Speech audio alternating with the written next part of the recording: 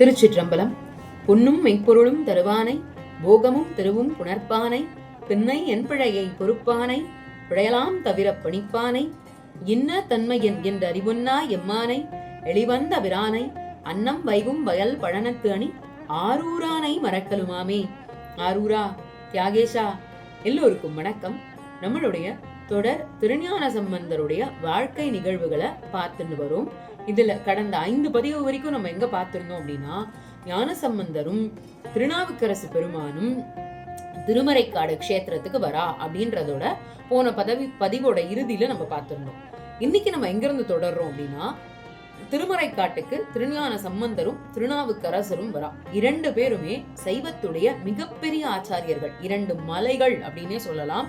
இந்த 2 அடியார்களுடைய கூட்டம், அடியார் திருக்கூட்டம் அவ்வளவு பெருசா வருமாம்.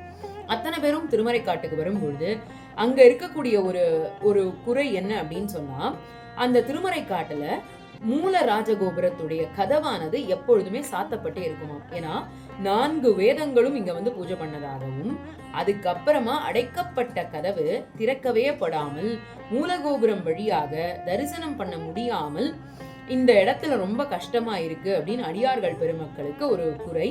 அத இந்த இடத்துல வந்து சிவனடியார்கள் நாவுக்கரசர்கிட்டையும் ஞான சம்பந்தர்கிட்டையும் ஒரு விண்ணப்பமா சொல்றான். நீங்க தான் இந்த கதவு திறக்கவும் இந்த கதவு மீண்டும் தாளிட்டு கொள்ளவும் பாடணும். பாடி இந்த இடத்த எங்களுக்கு வந்து எல்லாரும் வந்து வணங்குற மாதிரி மாத்தி தரணும் அப்படின்னு கேட்கும்போது, ஞானசம்பந்தர் பெருமான் தன்னை விட வயதில் பெரியவராகிய அப்பர் பெருமான் கிட்ட சொல்றார், நீங்க தான் முதல்ல இந்த கதவானது திறந்து கொள்வதற்கு பாடணும் அப்படின்னு கேட்க, நாவுக்கரசர் பண்ணினேர் மொழியாள் உமை பங்கரோ அப்படின்னு பாட ஆரம்பிக்கிறார். கிட்டத்தட்ட 10 பாடல்களையும் முடிக்க வரும்போது பார்த்தோம் அப்படின்னு சொன்னா, அப்ப வரைக்கும் கதவானது திறக்கவே படல. இப்படி கதவு திறக்கப்படல அப்படின்னும் பொழுது நாவுக்கரசர் மனம் வருந்தி ரொம்ப இந்த இடத்துல அது ஒரு கஷ்டமாவே சொல்லி, சுவாமி கிட்ட இந்த குறைய நீங்க தீர்க்க கூடாதான் வருந்தி கேட்கும் பொழுது அந்த கதவானது திறக்கப்படுறதாம். அடியார்கள் பெருமக்களுக்கு அவ்வளவு சந்தோஷம். ஏன்னா எவ்வளவோ முயன்றும் திறக்காத கதவு. நாவுக்கரசு பெருமானுடைய பாடல்கள்ல மயங்கி இருந்த சிவபெருமான் அதுக்கப்புறம் தான் தன் நிலைமைக்கே வந்து இந்த கதவை திறக்கிறதுக்கு அனுகிரகம் பண்ணியிருக்கார். அப்படி இந்த கதவு திறக்கப்பட்டதும் மீண்டும் இந்த கதவு திரும்பியும் தாளிட்டுக்கணும். ஏன்னா அது தாளிட்டு திறக்கிறதுக்கு வசதியாதான் அடியார்கள் பெருமக்கள் கேட்டா. அதனால மறுபடியும் இந்த கதவு சாத்தறதுக்கும் அனுகிரகம் பண்ணணும்னு திருநாவுக்கரசு பெருமான் ஞான சம்பந்தர்கிட்ட கேட்கிறார். இப்ப நீங்க இந்த கதவை காப்பிட்டு கொள்வதற்கு அப்படின்னா கதவை சாற்றி கொள்வதற்கு பாடித்தரணும் அப்படின்னு கேட்க, அப்போ ஞான சம்பந்தர் பாட ஆரம்பிக்கிறார். சதுரம் மறைதான் துதி செய்து வணங்கும் மதுரம் பொருள் சூழ் மறைக்காட்டுரை மைந்தா, இது நன்கிரை செய்து திருவருள் செய்க, எனக்கு உன் கதவம் திருக்காப்பு கொள்ளும் கருத்தாலே அப்படின்னு பாடி கொடுக்கிறார். இப்படி இவர் பாடி கொடுத்தோடனே ஒரு பாடல் பாடினோடனே கதவு சாற்றி கொண்டுதான். அப்போ நாவுக்கரசருக்கு அந்த இடத்துல ஒரு அப்படியே மயக்கம் வந்து அந்த இடத்துல மயங்கிடுறார். ஏன்னா தான் இன்னும் நிறைய கத்துக்கணும், நிறைய பாடலை சுவாமி மேல பாடணும். அந்த இடத்துல ஒரு மனக்குறையோட நாவுக்கரசர் பெருமான் இருக்கும் பொழுது நாவுக்கரசருக்கு சிவபெருமான் என்ன சொல்றார் அப்படின்னா, உன் மனக்குறையை தீர்ப்போம், வாய்மூர்க்கு வா, எம்மை தொடர்ந்து வாய்மூர்க்கு வான்னு ஒரு ஜோதி ஸ்வரூபமா அன்னைக்கு ராத்திரி தூங்கும் போது நாவுக்கரசருக்கு தெரியறார். அந்த ஜோதி அப்படியே தொடர்ந்துட்டே போய் வாய்மூர்ல போய் முடியறதாம். அதனால சுவாமி அப்படியே என்ன தொடர்ந்துன்னு வான்னு சொன்னதுனால இவரும் அந்த ஜோதி பின்னாடியே போய் வாய்மூர்ல போயிடுறாரு. அப்போ ஞான சம்பந்தருக்கு அடுத்த நாள் கார்த்தால எழுந்திருக்கும் பொழுது நாவுக்கரசர் எங்குற்றார்னு கேட்டுண்டே சுவாமி கிட்ட அதாவது வாய்மூர்க்கு போறாராம். வாய்மூர்க்கு போன பிறகு அங்க என்ன பண்றார் அப்படின்னா, நடன காட்சிய சுவாமி காட்டி கொடுக்கிறார். எங்க நாவுக்கரசருக்கு எப்படி அந்த வாய்மூர்க்கு வர வச்சு கூட நடன காட்சி கொடுத்தாரோ அதே மாதிரியே இங்க இவரையும் வாய்மூர்க்கு வர வைக்கிறார். அழகா அங்க ஒரு பதிகம் பாடுறார் திருஞான சம்பந்தர். தளர் இள வளரென உமை பாட, தாளம் இடவோர் கழல் வீசி, கிளறிள மணி அற வரையார்த்து ஆடும் வேடக்கிரிமையார், விளரிள முயவர் கருள் நல்கி வெந்நீர் அணிந்தோர் சென்னியின் மேல் வளரிள மதியமுடு வரானீர் வாய்மூர் அடிகள் வருவாரே. வாய்மூரடிகள் வருவாரேன்னு சொல்லி இப்படிதான் சிவபெருமான் எனக்கு நடன காட்சியை காட்டி கொடுத்தார் அப்படின்னு ஞானசம்பந்தர் அந்த இடத்துல அதை பதிவிடுறார். மறுபடியும் என்ன பண்றா அப்படின்னா, நாவுக்கரசரும் ஞானசம்பந்த பெருமானும் திருமறை காட்டுக்கே திரும்பி போயிடுறான். திருமறை காட்டுக்கு போய் அங்க கொஞ்ச காலம் தங்கி இருந்துட்டு இருக்கும்போது அப்போ பாண்டிய நாடுல இருந்து ஒரு அழைப்பு வருது. இப்போ இவ இருக்கிற தேசத்துல இருந்து பாண்டிய நாடு கொஞ்சம் தொலைவில் இருக்கு.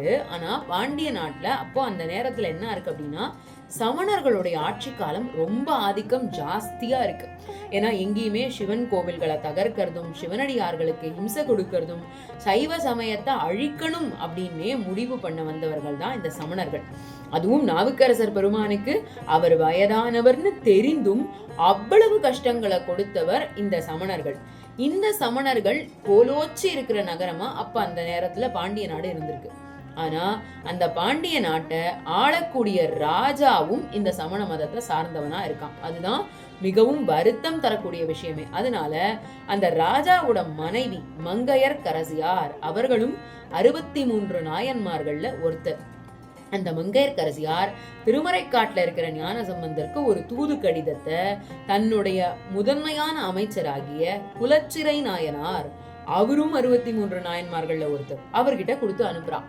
இந்த மாதிரி ஞானசம்பந்தர் இங்க வரணும், இங்க வந்து பதிகம் பாடி இந்த சமணர்கள் அத்தனை பேரையும் அழித்து பாண்டிய நாடு அப்படின்றதே சிவபெருமான் தங்கி இருந்து ஆட்சி செய்த இடம், அந்த இடத்துல சைவத்தை தகர்க்கிறது அப்படின்றது எப்பேற்பட்ட இழிச்செயல், அதை நீங்க தான் தடுத்து கொடுக்கணும்னு நாவுக்கரசர் கூட இருக்கிற ஞானசம்பந்தர் கிட்ட இந்த குலச்சிறையார் ஒரு செய்தியை கொண்டு வந்து கொடுக்கிறார். பாண்டிய நாட்டுல மங்கையர்க்கரசியார் இப்படி கொடுத்தா, பாண்டிய நாட்டு மகாராணி இதை உங்ககிட்ட கொடுக்க சொன்னா அப்படின்னு சொல்லி கொடுக்கும்போது நாவுக்கரசர் முதல்ல ஞானசம்பந்தரை தடுக்கிறார். நீங்க போக கூடாது, ஏன்னா இந்த சமணர்கள் ரொம்ப பொல்லாதவர்கள், எனக்கே அவ்வளவு கஷ்டத்தை கொடுத்தார்கள், நீங்க இன்னும் குழந்தையாவே இருக்கேள், அதனால நீங்க இப்படி இருந்தேன்னா உங்களை அவ இன்னும் கஷ்டப்படுத்துவா, அதனால நீங்க போக கூடாதுன்னு முதல்ல தடுக்கிறார். தடுத்தாலும் ஞானசம்பந்தர் கேட்கல.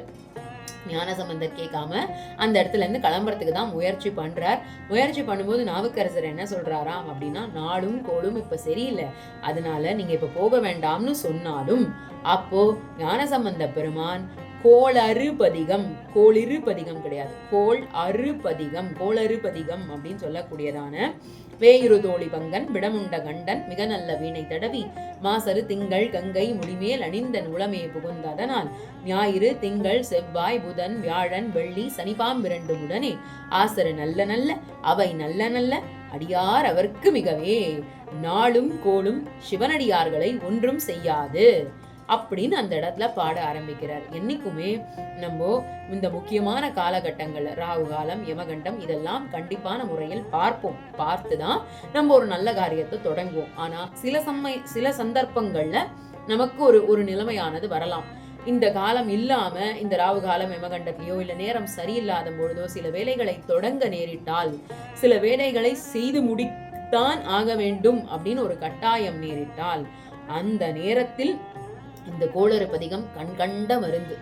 இந்த கோளறு பதிகத்தை சொல்லிட்டு, சுவாமி என்னால் இது தவிர்க்க முடியாத நிலைமை, நான் இதை இந்த நேரத்துல செய்துதான் ஆக வேண்டும், நீரே எம்மை காப்பாற்றும், உன்னை தவிர என்னை யாரும் காப்பாற்ற முடியாது, சிவனடியார்களுக்கு பக்க பலமா இருக்கிறவன் நீதான் அப்படின்னு எல்லாரும் சொல்றா இல்லையா, அதனால நான் உன்னைத்தான் நம்புறேன்னு சுவாமி கிட்ட அப்படியே பரிபூர்ண சரணாகதி அடைஞ்சு இந்த கோளறு பதிகத்தை சொல்லிட்டு நம்ம வேலையை தொடங்கலாம். ஞானசம்பந்தர் தான் இதை நமக்கு சொல்லி கொடுத்தவர்.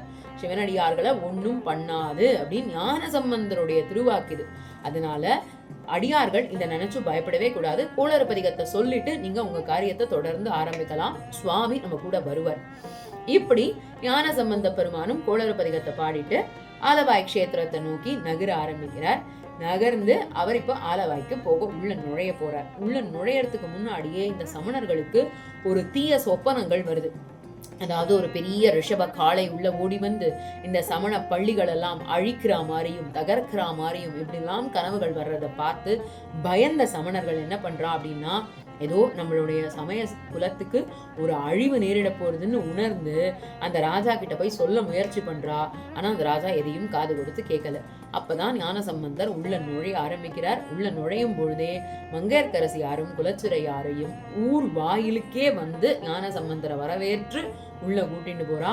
அப்போ ஞானசம்பந்த பெருமான் மங்கையர்க்கரசியாரை வணங்குகிறார். குலச்சுரை நாயனாரையும் வணங்கி ஆலவாய் அண்ணல் குடிகொண்டிருக்கக்கூடிய ஆலவாய் அண்ணல் க்ஷேத்திரத்துக்கு உள்ள இருக்கிற கோவிலுக்குள்ள போறார். கோவிலுக்குள்ள போய் அங்க சொக்கநாத பெருமான தன் இருகரம் குவித்து கண்ணீர் மல்க விழுந்து வணங்குறார் ஞானசம்பந்த பெருமான். ஞானசம்பந்தருக்கு தான் பரசமய கோளரி அப்படின்னு ஒரு பேர் உண்டு. ஏன்னா சைவ சமயம் இவ்வளவு இன்னைக்கு தழைச்சு வளர்ந்துருக்கு, நம்ம இத்தனை அடியார்களை பத்தி பேசுறோம் தெரிஞ்சுக்கிறோம் அப்படின்னா அதற்கெல்லாம் முதல்ல போட்ட வித்து ஞானசம்பந்த பெருமான். ஞான சம்பந்தம் அப்படின்ற அந்த குழந்தை தான் இன்னைக்கு அத்தனைக்கும் நம்ம காரணம். நம்ம நெத்தி நிறைய விபூதி இட்டுக்கிறோம், சிவபெருமானுடைய புகழ சொல்றோம் அப்படின்னா இதற்கெல்லாம் வித்திட்டவர் ஞானசம்பந்தர். அப்பேற்பட்ட சமணர்களை அழிக்கிறதுக்காக ஞானசம்பந்தர் உள்ள நுழைஞ்சு இருக்கார். அப்ப ஞானசம்பந்தர் எப்பவுமே ஞானசம்பந்தர் சிவபெருமானதான் புகழ்ந்து அழகா பாடுவார். அப்பேற்பட்ட ஞானசம்பந்தர் அங்க இருக்கக்கூடிய மங்கையர்க்கரசியார புகழ்ந்து பாடுறார். மங்கையர்க்கரசி வளவர்கோன் பாவை வரிவளை கைமட மானி பங்கைய செல்வி பாண்டிமாதேவி பணி செய்து நாள்தோறும் பரவ பொங்கு அழல் உருவன் பூதநாயகன் நாள் வேதமும் பொருள்களும் அருளி அங்கையர்கன்னி தன்னோடும் அமர்ந்த ஆலவாய் ஆவதும் இதுவே. இப்பேற்பட்டது இந்த ஆலவாய் க்ஷேத்திரம். மங்கையர்க்கரசின்ற மகாராணி இங்க இருந்து சிவனடியார்களுக்கு உதவி பண்றா. அவ வளவர்கோன் பாவை அப்படின்னு சொல்றார். வளவர்கள் அப்படின்னா சோழர்கள்னு அர்த்தம். ஏன்னா மங்கையர்க்கரசியார் சோழ நாட்டு இளவரசி, ஆனா கல்யாணம் பண்ணிட்டது பாண்டிய நாட்டுல. அதனால்தான் வளவர்கோன் பாவை அப்படின்னு சொல்றார். இப்பேற்பட்ட மங்கையர்க்கரசியார் இருக்கக்கூடிய க்ஷேத்திரம்னு அழகா ஒரு பதிகமே பாடி கொடுக்கிறார். அடுத்து ஞானசம்பந்தர் போய் ஒரு மடத்துல தங்குறார். ஆனா சமணர்கள் என்ன பண்றா, அந்த மடத்துக்கும் தீ வைக்கிறா. தீ வச்சு ஞானசம்பந்தரை எரிக்க முயற்சி பண்றா. ஆனா அத்தனை பேரையும் எரித்து கொடுப்பதற்காக வந்தவர் திருஞான சம்பந்தர். அவரை நெருப்பு என்ன பண்ண முடியும்? அதனால இந்த நெருப்பு என்னுடைய இடத்தில் வைத்த நெருப்பு யாருடைய உடம்பை பற்றணும்னா இத பண்ற அளவுக்கு ராஜா தானே இவர்களுக்கு தைரியம் கொடுத்தது. அந்த ராஜாவோட உடம்ப போய் இந்த நெருப்பானது பிடித்து கொள்ளட்டும் அப்படின்னு பாடி கொடுக்கிறார். செய்யனே திரு ஆலவாய் மேவிய ஐயனே அஞ்சல் என்ற அருள் செய்யனை பொய்யராம் அமணர் கொழுவும் சுடர் பையவே சென்று பாண்டியர்க்கு ஆகவே. இங்க வச்ச நெருப்பு போய் பாண்டியனுடைய உடம்ப பிடிச்சுக்கட்டும் அப்படின்னு ஒரு பதிகம் பாடி பாண்டியனுக்கு அதிகபட்சமான வெப்ப நோய் வந்துடுறது. அந்த வெப்பம் அவனால அந்த வெப்ப நோயை தாங்கவே முடியல. அப்பேற்பட்ட வெப்பம் அவனுக்கு உடம்பு முழுக்க எரியறது. சமணர்களை வச்சு எவ்வளவோ மருந்துகள்லாம் போட்டும் முயற்சி பண்ண பாக்குறான். ஆனா அவனுடைய வெப்பம் அதிகமாயிண்டே இருக்கே தவிர அது குறைஞ்ச பாடே இல்லை. அப்ப என்ன ஆறுது அப்படின்னா பக்கத்துல இருக்கிற மங்கையர்க்கரசியார் அந்த ராஜாவோட மனைவி கூன் பாண்டியன் அப்படின்றது ராஜாவோட பெயர். அவன்தான் நின்ற சீர் நெடுமாறனாவும் பின்னாடி மாறினது.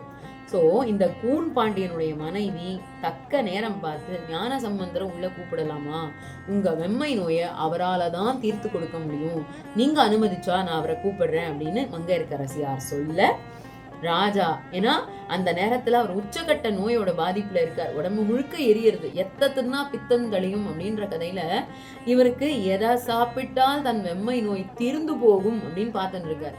அதனால மங்கையர்க்கரசியார் சொன்ன உடனே வரவும் வைக்கிறார்.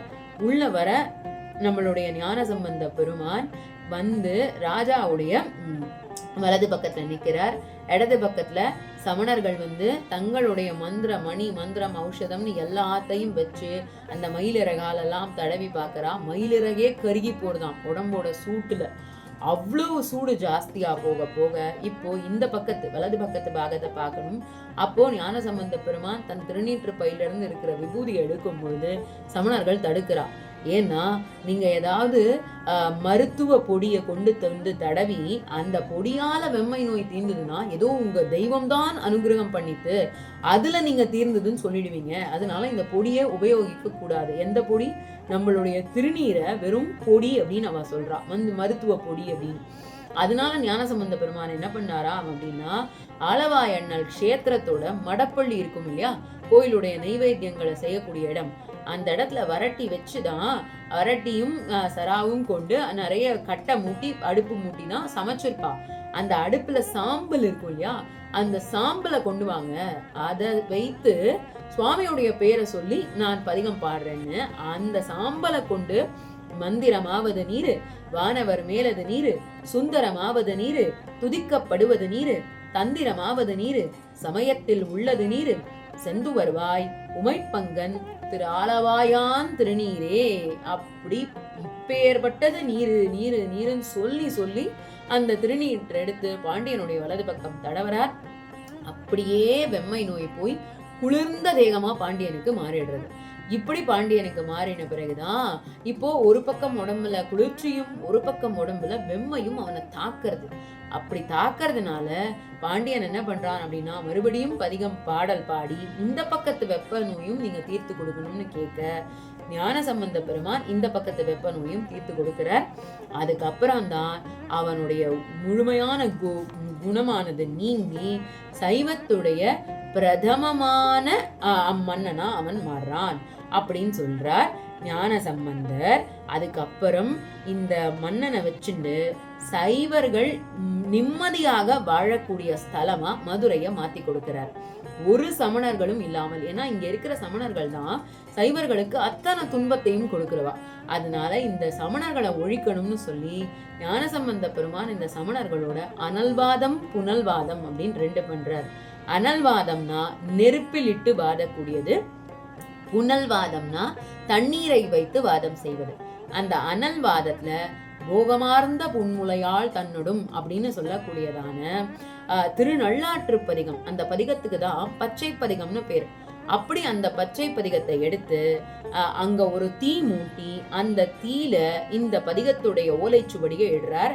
சமணர்களும் தங்களுடைய முக்கியமான மதத்தோட நூல்களை இடுறாங்க. சமணர்கள் இட்ட நூல் நெருப்புல பட்ட க்ஷணம் பஸ்மமா போயிடுறது. ஆனா ஞானசம்பந்த பெருமான் இட்ட அந்த ஓலைச்சுவடியானது அதனுடைய பச்சைத்தன்மை கூட மாறாமல் அப்படியே வெளியே வந்ததாம். அதனால அனல்வாதத்திலையும் ஞானசம்பந்த பெருமான் ஜெயிக்கிறார். அதுக்கப்புறம் புனல்வாதம், புனல்னா தண்ணீர், அந்த வைகையாத்து தண்ணீர்ல வாழ்க அந்தனர் வானவர் ஆனினம் அப்படின்னு சொல்லக்கூடியதான பதிகத்தை எடுத்து போடுறார் சைவர்கள் சார்பில். அதே மாதிரி சமணர்களும் தங்களுடைய முக்கியமான ஓலைச்சுவடிகளையும் மத நூல்களையும் போடும் பொழுது வைகை ஆற்று வெள்ளத்துல அடித்து கொண்டு போய்விட்டதாம். ஆனா ஞானசம்பந்தரிட்ட ஓலைச்சுவடி வைகை ஆற்று வெள்ளத்தையும் எதிர்த்து கொண்டு நீந்தி முன்னாடி வந்து புனல்வாதத்தில் வென்றதாம். இப்படி புனல்வாதத்துல வென்ற பிறகு சமணர்கள் அத்தனை பேரையும் ஞானசம்பந்த பெருமான் கழுவேற்றினார். அப்படின்னு இன்னும் நிறைய முக்கியமான நிகழ்வுகள் திரு ஆலவாய் அப்படின்னு சொல்லக்கூடிய மதுரை கஷேத்திரத்துல நடந்திருக்கு. அதனால ஞானசம்பந்த பெருமான் அப்படின்றவர் தான் இன்னைக்கு நம்ம விபூதிட்டு கருத்துக்கும் சிவபெருமானுடைய திருப்பெயரை இப்படி வாயை திறந்து அழகா சொல்றதுக்கும் நீங்க கேட்கறதுக்கும் முக்கியமான காரணம். நாளைக்கு ஞானசம்பந்த பெருமானுடைய குரு பூஜை. நம்ம கதையில கிட்டத்தட்ட முக்கியமான ஊர்கள் எல்லாத்தையும் பார்த்துட்டோம். இன்னும் சில ஒரு 3-4 ஊர்கள் தான். அதையும் பார்த்து ஞானசம்பந்த பெருமான் எப்படி சிவபெருமானோட போய் முக்தி அடைஞ்சார் அப்படின்றதையும் பார்த்து நாளைக்கு இந்த பதிவை நம்ம நல்லபடியா பூர்த்தி பண்ணிக்கலாம். இவ்வளவு நாள் வந்து கேட்டு இருந்த அடியார்கள் நாளைக்கும் இந்த பதிவுக்காக காத்திருந்து அதையும் கேட்டு அனுபவிக்கணும்னு கேட்டுக்கிறேன். இதுல நான் சொன்னதுல ஏதாவது நல்லது இருந்ததுன்னா அது என்னுடைய திருவாரூர் தியாகராஜன் கொடுத்த திருவருள் மட்டுமே. சொன்னதுல ஏதாவது தவறுகள் குறைகள் கண்டிப்பா இருந்திருக்கும். அப்படி இருந்ததுன்னா அடியேன மன்னிக்கணும். திருச்சிற்றம்பலம். நாளை மீண்டும் சந்திப்போம்.